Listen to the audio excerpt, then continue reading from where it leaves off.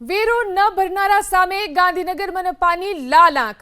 બાકી વેરાની વસૂલાત માટે મનપાએ 70 મિલકત સીલ કરી।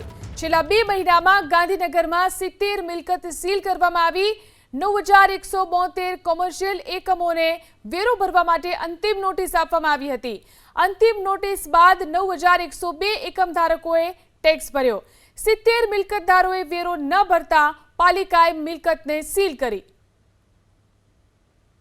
ગાંધીનગર મહાનગરપાલિકા દ્વારા મિલકત વેરો વસૂલ ભરવા માટે નાગરિકોને પ્રોત્સાહન રૂપે એડવાન્સ ટેક્સ ભરનારને 10% સુધીની રાહત આપવામાં આવી રહી છે।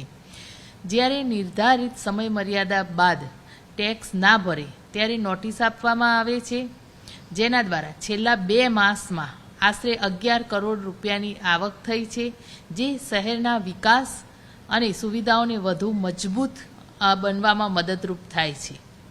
હું ગાંધીનગરના તમામ નાગરિકોને અપીલ કરું છું કે ટેક્સ સમયસર ભરે અને શક્ય હોય ત્યાં સુધી ઓનલાઈન પેમેન્ટનો ઉપયોગ કરે અને સુવિધાજનક રીતે પોતાની ફરજો નિભાવે।